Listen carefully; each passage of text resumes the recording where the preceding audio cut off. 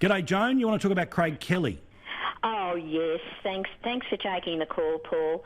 I wondered if you could give me an opinion on the comments that were broadcast by David Littleproud after he recently commented on Craig Kelly's interview, if you could call it that. It was pretty one-sided if you saw it yourself. Yeah, of course. Over there in London with Piers Morgan and his co-compare. First of all, I thought that was particularly rude of them when they were interviewing him and didn't give him any chances to respond. So you thought Littleproud threw Craig Kelly under the bus? Well, then I thought Piers Morgan and his partner were bad enough, but my goodness me, when David Littleproud came on, I thought this has got to be wrong. I must have it round the wrong way. He's criticising Piers Morgan for his lack of decency in having a proper discussion.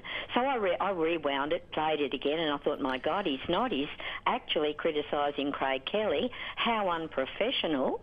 And is that what they call parliamentary unity? Yeah, good on you, Joan. Thank you. Keep the calls coming. Darren, look, you know, you can see that there was a moment when things were the fervour was so crazy, right? Craig Kelly wanted to go on, defend, but I mean, that interview was only ever going to be a bash-up because Piers Morgan every day wants to rip somebody apart. That's part of the X factor of his breakfast show. Putting your head in the lion's mouth is only ever going to get bitten off fairly or unfairly. But clearly for the government, and I don't think it's as much of an issue as it was, say, when Turnbull is so obviously over here. Morrison is way closer to sort of the centre-right.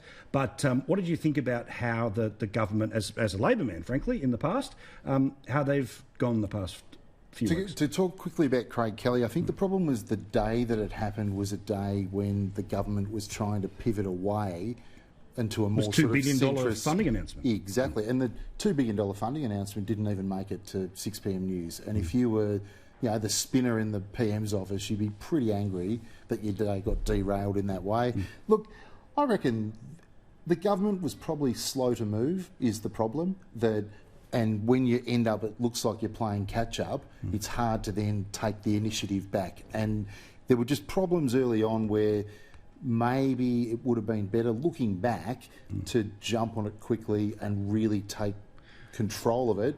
So do you think it's black eye, broken arm, terminal? What's your sense? As a bloke who's not a fan of this government... Oh, I must admit... But you call it straight. That's right. I don't have a huge problem with Morrison as leader, but I think he was slow to move. I don't think it's terminal. There's 2.5 years to the next election, but he's got some schisms opening up, the stuff with the moderates where there are going to be seats that climate change, whatever you want to say about it, is going to be an issue. Some of those inner city seats in Melbourne and Sydney, and he's going to have to try and walk both sides of the street. So, well, I still think the way that he threaded the needle in 19 at the election can work again in a couple of years' time. Yeah, but he allowed it. He made it all about Labor last time, and that worked, and that was a brilliant strategy, and it worked. But Labor can't be declaring climate emergencies and then not having a target.